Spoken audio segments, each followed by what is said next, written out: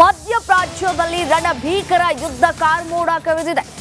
Israel ಮೇಲೆ 100ಕ್ಕೂ ಹೆಚ್ಚು ರಾಕೆಟ್ಗಳ ದಾಳಿಯಾಗಿದೆ. 100ಕ್ಕೂ ಹೆಚ್ಚು ರಾಕೆಟ್ಗಳಿಂದ ದಾಳಿಯನ್ನ ನಡೆಸಿದೆ ಇರಾನ್ ಕೃತ್ಯಕ್ಕೆ ಇಸ್ರೇಲ್ ಪ್ರಧಾನಿ ವಾರ್ನಿಂಗ್ ಅನ್ನ ಕೊಟ್ಟಿದ್ದಾರೆ. ತುಂಬಾ ದೊಡ್ಡ ತಪ್ಪನ್ನ ಮಾಡಿದ್ದೀರಿ, ಇದಕ್ಕೆ ಬೆಲೆ ತೆತ್ತುತ್ತೀರಿ ಅಂತ ಹೇಳಿ ಇಸ್ರೇಲ್ ಪ್ರಧಾನಿ ಬೆಂಜಮಿನ್ ನೆತನ್ಯಾಹು ಶಪಥವನ್ನ ಮಾಡಿದ್ದಾರೆ. ನೀವು ಮಾಡ್ತಾ ಇರುವಂತಹ ದಾಳಿ ಸರಿಗಿಲ್ಲ. 100ಕ್ಕೂ ಹೆಚ್ಚು ರಾಕೆಟ್ಗಳ ದಾಳಿಯಾಗಿದೆ. ಇಸ್ರೇಲ್ ಮೇಲೆ ದಾಳಿಯಾಗಿರುವಂತಹ ಹಿನ್ನೆಲೆಯಲ್ಲಿ ವಾರ್ನಿಂಗ್ ಅನ್ನ ಕೂಡ ರವಾನೆ ಮಾಡಿದ್ದಾರೆ ಇಸ್ರೇಲ್ ಪ್ರಧಾನಿ. ತುಂಬಾ ಅಂದ್ರೆ ಅತಿ ದೊಡ್ಡ ತಪ್ಪನ್ನ ಮಾಡಿದ್ದೀರಿ, ಇದಕ್ಕೆ ನೀವು ಒಂದಲ್ಲ ಒಂದು ದಿನ ಬೆಲೆ ತೆರಬೇಕಾಗತ್ತೆ. 100ಕ್ಕೂ ಹೆಚ್ಚು ರಾಕೆಟ್ಗಳಿಂದ ದಾಳಿಯನ್ನು ನಡೆಸಿದ್ದಾರೆ ಇರಾನ್ಗೆ ಖಡಕ್ ಎಚ್ಚರಿಕೆಯನ್ನ ಕೂಡ ಒಂದ್ ಕಡೆ ಅಮೆರಿಕ ಕೊಟ್ಟಿದೆ. ತಕ್ಕ ಬೆಲೆ ತೆರಬೇಕಾಗತ್ತೆ ಅಂತ ಹೇಳಿ ವಾರ್ನಿಂಗ್ ಅನ್ನ ಕೂಡ ಪಾಸ್ ಮಾಡಿದ್ದಾರೆ.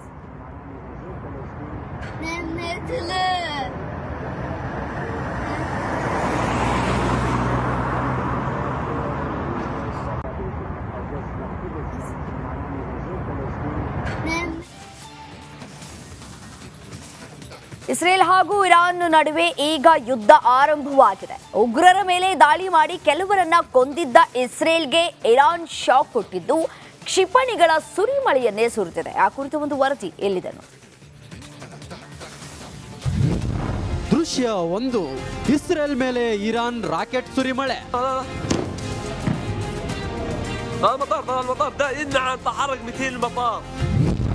ದೃಶ್ಯ 2.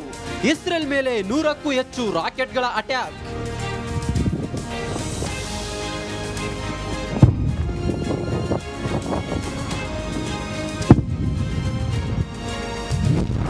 ದೃಶ್ಯ 3. ಇರಾನ್ ದಾಳಿಗೆ ಬೆಚ್ಚಿ ಬಿದ್ದ ಇಸ್ರೇಲ್.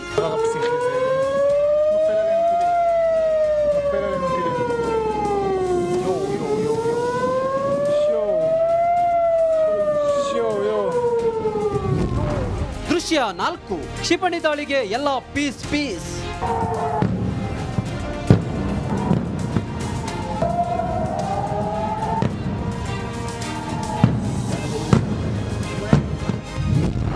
ದೃಶ್ಯ 5. ಆಕಾಶದಲ್ಲೇ ರಾಕೆಟ್ಗಳು ಉಡೀಸ್.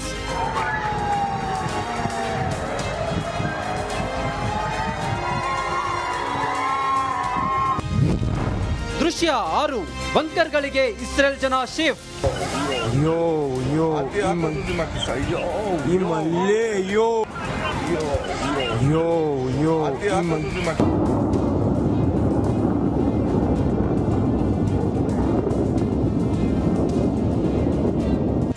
ಒಂದೊಂದು ದೃಶ್ಯವು ಭೀಕರ, ಭಯಂಕರ, ಬೀಭತ್ಸ.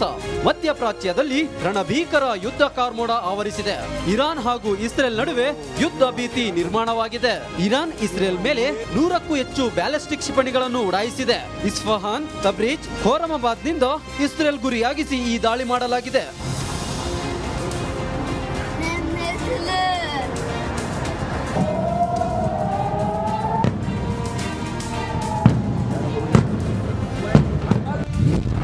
ಹಮಾಸ್ ನಾಯಕರ ಹತ್ಯೆಗೆ ಪ್ರತೀಕಾರ. ಇತ್ತೀಚೆಗಷ್ಟೇ ಹಮಾಸ್ ಹೆಜ್ಬುಲ್ಲಾ ನಾಯಕರ ಮೇಲೆ ಇಸ್ರೇಲ್ ಅಟ್ಯಾಕ್ ಮಾಡಿತ್ತು. ಇದರಲ್ಲಿ ಹಸನ್ ನಸ್ರುಲ್ಲಾ ಹತ್ಯೆಗೀಡಾಗಿದ್ದ. ಇದರ ಪ್ರತೀಕಾರಕ್ಕೆ ಇರಾನ್ ರಾಕೆಟ್ಗಳ ದಾಳಿ ಮಾಡಿದೆ ಎನ್ನಲಾಗುತ್ತಿದೆ.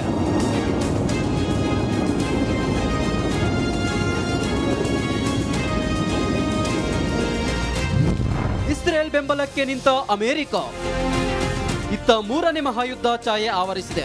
ಇದರ ನಡುವೆ ಇಸ್ರೇಲ್ ಬೆಂಬಲಕ್ಕೆ ಅಮೆರಿಕ ನಿಂತಿದ್ದು ಇಸ್ರೇಲ್ನನ್ನು ರಕ್ಷಿಸಲು ನಾವು ಸಿದ್ಧರಿದ್ದೇವೆ ಎಂದು ಇರಾನ್ಗೆ ಜೋ ಬೈಡನ್ ಖಡಕ್ ವಾರ್ನಿಂಗ್ ಕೊಟ್ಟಿದ್ದಾರೆ.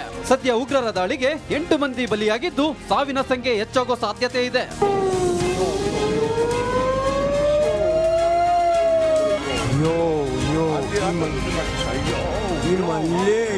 ಸದ್ಯ ಇಸ್ರೇಲ್ ದಾಳಿಗೆ ವಿಮಾನ ಹಾರಾಟ ರದ್ದಾಗಿದ್ದು ರಾಕೆಟ್ ದಾಳಿಗೆ ಟೆಲ್ ಅವೀವ್ನಲ್ಲಿ ಜನ ಕಂಗಾಲಾಗಿದ್ದಾರೆ. ಇಸ್ರೇಲ್ ಸರ್ಕಾರ ಏರ್ ಸ್ಪೇಸ್ ಡೋಮ್ಗಳನ್ನ ಸಕ್ರಿಯಗೊಳಿಸಿದ್ದು ತನ್ನೆಲ್ಲ ಪ್ರಜೆಗಳನ್ನ ಬಂಕರ್ಗೆ ತೆರಳಲು ಸೂಚನೆ ನೀಡಿದೆ.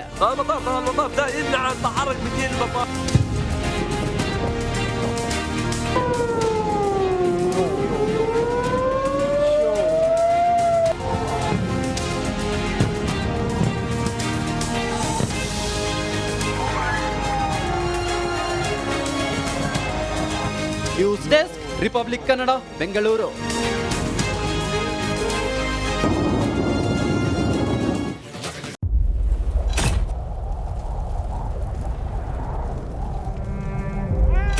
They destroyed our house and our life.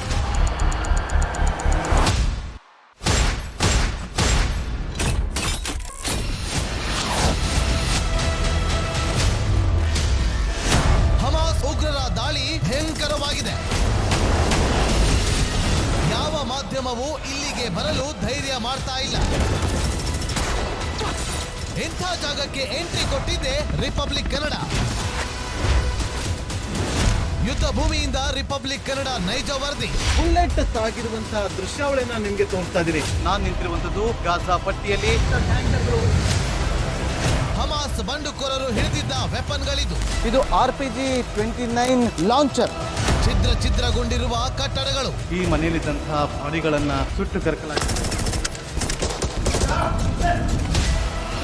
6,000 ಸಾವಿನ ಗಡಿ ದಾಟಿದೆ. ನರಕವನ್ನಾಗಿ ಮಾಡಿಬಿಟ್ಟಿದ್ದಾರೆ.